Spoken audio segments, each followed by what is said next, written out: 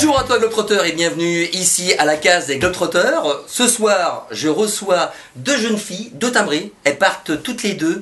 Elles vont nous expliquer comment, mais en stop. Il y en a une qui s'appelle Sandra et la seconde qui s'appelle Aurélie. Bonsoir, vous allez bien? Bonsoir Stéphane, tout va bien? Et toi, comment ça va? Ça va bien, je me sens un peu serrée entre vous deux, mais ça va. C'est ici, comment ça se passe ici à la case des Globetrotters. Mais en tout cas, on est bien ravis de vous recevoir. Vous allez nous expliquer un petit peu votre projet. On s'est rencontrés à un salon du livre. Ça, on fait les amis. Un salon! D'accord, un salon. C'était un salon à Saumur! Ouais, c'était un salon du livre. En fait, moi je dédicaçais un livre que j'avais fait sur un tour du monde avec une autre copine. Aurélie était attachée de presse pour un éditeur et on s'est rencontrés, on s'est bien entendu. Elle a lu mon livre sur le tour du monde. On s'est dit si on faisait un voyage ensemble, un truc qu'on n'a jamais fait. On avait toutes les deux voyagé hyper loin et jamais en Europe. Et puis on n'avait jamais fait de stop. Alors on s'est dit allez, on se connaît pas trop. On va faire du stop. Et du coup, donc, a émergé donc un projet qui s'appelle en faisant super attention à bien le prononcer, les petites poussettes. Les petites poussettes. Il y a un site internet. Le but du jeu est très simple. C'est un voyage tous les ans pendant 28 jours. Le premier voyage a eu lieu, si je me souviens bien, donc de Paris à Istanbul. J'ai mes petites fiches. C'était il y a 3 ans. L'an dernier, ça a été également à Berlin et Odissa, pas pareil. Et cette année, vous partez bientôt. Vous partez où et pourquoi? Quel est votre concept exactement? Alors, la parole là. Alors cet été, pour le dire tout de suite, on part le 1er juillet à Helsinki, on part d'Athènes, donc Athènes-Helsinki à partir du 1er juillet 2014. Et sinon pour revenir sur les petites poussettes, effectivement on part 28 jours chaque année. En 2012 on a fait Paris-Istanbul et en 2013 Berlin-Odessa. Pourquoi les petites poussettes? Parce qu'on fait du pouce, c'est notre carburant, c'est notre moteur. Et parce que on fait un petit clin d'œil au héros de Charles Perrault, le petit pousset. Puisque dans chaque voiture on sème un petit galet qui est notre effigie, notre emblème avec un petit logo qui fait pépé et qui forme un visage souriant. Et c'est un symbole qu'on laisse pour remercier nos conducteurs, comme pour symboliser la pierre qu'ils apportent à l'édifice de notre projet et pour retrouver notre chemin. Donc en gros, vous êtes deux nanas avec des sacs à dos, seules, vous avez et des galères, et vous faites du stop. Donc c'est pas un peu inconscient de partir comme ça dans un pays? Vous rencontrez souvent, je pense, il y a des mecs qui doivent plus s'arrêter que des femmes par hasard ou pas? Comment ça se passe? Est-ce que c'est dangereux? On va vous poser la question clairement. Est-ce que c'est dangereux de faire du stop? Alors déjà, t'es pas le premier à nous poser la question, on nous la pose tout le temps. La réponse est clairement non, c'est pas dangereux. Ce qu'il faut savoir, je vous arrête tout de suite, c'est qu'il y a énormément de gens qui souhaiteraient aussi faire des voyages comme vous, mais qui n'osent pas faire du stop. Qu'est-ce que vous pourriez leur conseiller justement? Il y a des petites règles. Alors nous on fait confiance aux gens, mais on fait aussi confiance à notre instinct. Du coup on a mis en place 2 règles entre nous. La première c'est se fier à notre instinct, et s'il y en a une de nous deux qui ne sent pas, on monte pas, sans discussion. En gros, le mec, il s'arrête. Il s'arrête, et là on lui dit désolé, on monte qu'avec des femmes. C'est faux. Si on le sent pas, on trouve une excuse comme ça un peu bidon. Entre parenthèses, ça a dû arriver 2 fois en 3 ans. Et c'était vraiment un mec à poil avec une canette de bière entre les jambes, quoi. Bon, la deuxième règle, c'est qu'on fait ça jamais la nuit. Donc 2 nanas de 30 balais qui font du stop, jamais pendant la nuit, toujours donc pendant le jour. Et vous laissez quoi en repartant donc de ce stop-là, quand vous quittez la voiture? On laisse un caillou et puis des souvenirs, on espère. Alors c'est quoi ce but du caillou? Expliquez-nous un petit peu ça. Déjà, on laisse pas que le caillou c'est vraiment à la toute fin, mais déjà c'est vrai qu'on passe 2 heures, 3 heures avec un conducteur ou plusieurs et on cherche toujours aussi à laisser quelque chose qui soit surtout un bon souvenir. C'est ce qui est intéressant dans le stop en fait. On n'a pas choisi le stop parce qu'on est fauché. On fait du stop parce qu'il y a un côté gratuité qui fait qu'on doit apporter autre chose en échange. Tu vois, quand tu payes ton transport, tu prends un ticket de bus, tu vas t'asseoir dans le bus, tu vas lire ton bouquin, tu fais ta vie.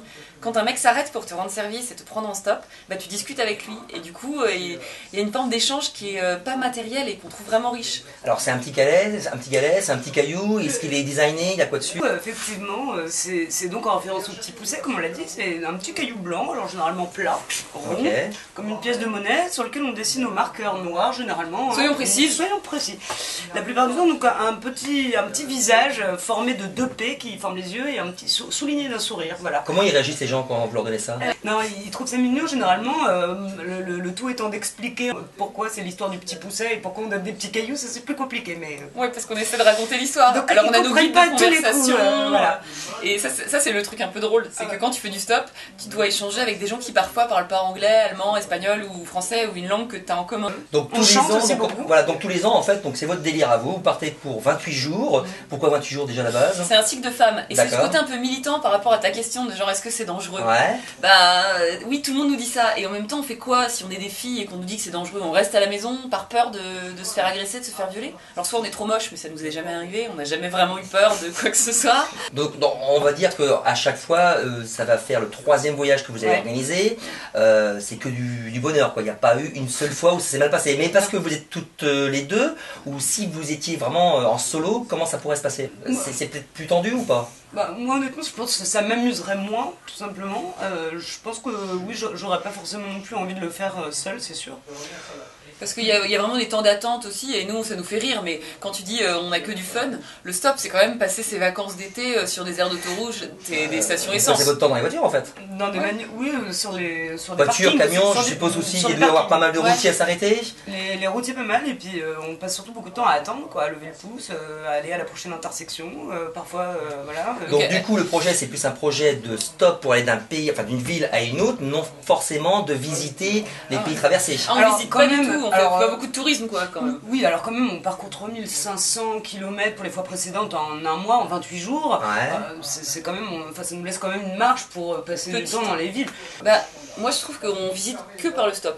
Moi j'ai l'habitude de voyager très longtemps d'habitude. Et donc de faire des voyages beaucoup plus lents. Celui-là il est très dense.